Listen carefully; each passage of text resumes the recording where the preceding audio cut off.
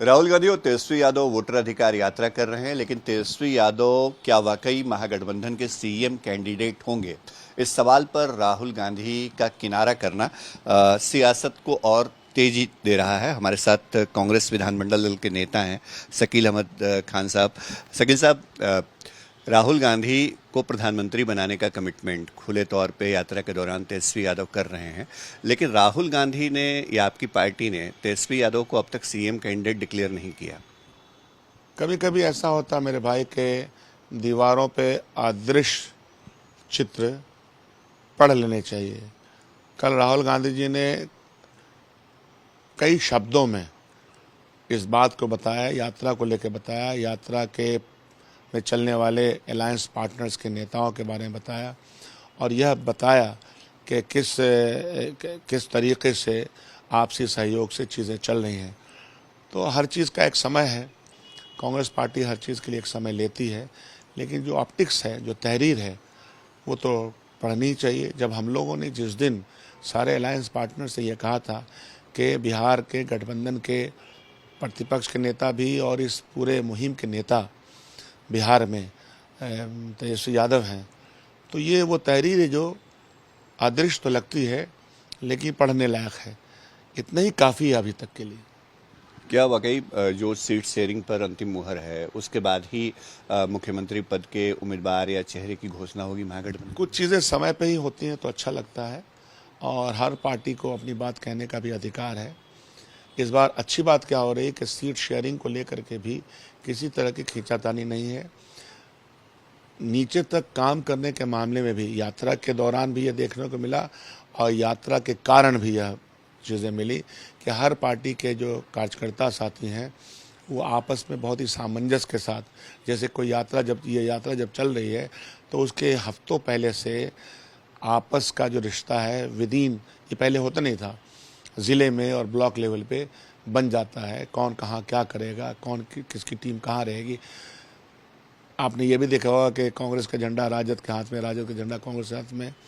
मंच का साझा से लेकर के हर चीज़ों का ख्याल रखा जाता है और वो दिल से हो रहा है, तो इसीलिए रिजल्ट इसके बेहतरीन आएंगे। ज़िद भी नहीं है किसी को। तो इस यात्रा के माध्यम से या कांग्रेस पार्टी ने इस बार अपने तौर पे भी ये कोशिश की है कि हम चुनाव सबके लिए लड़ रहे हैं।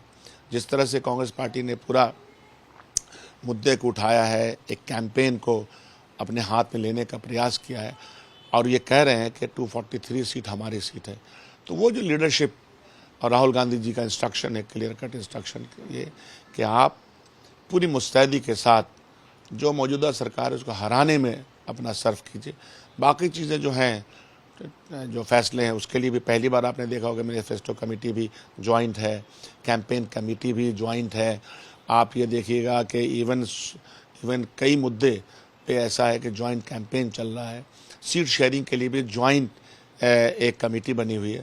तो चीज़ें अपने सही रास्ते पे चल रही हैं।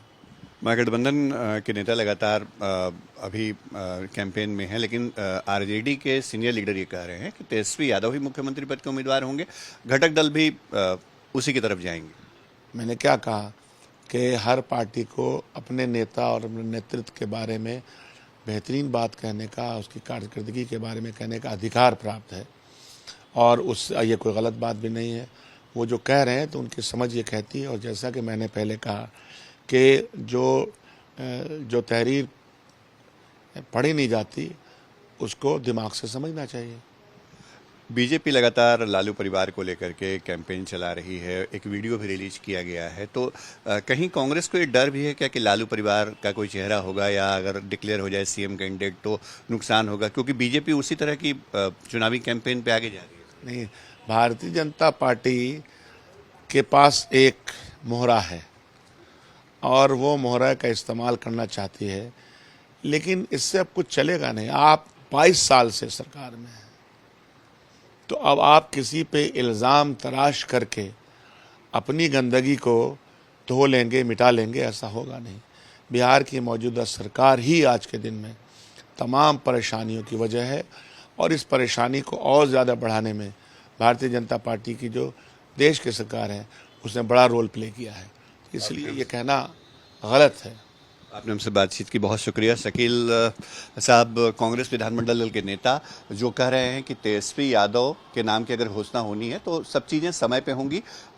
जो फिलहाल एकजुटता है महागठबंधन की वो जमीन पे दिख रही है। सेवा कैमरा पर्सन अनिम आलम के साथ शशि भूषण, आज तक, पटना।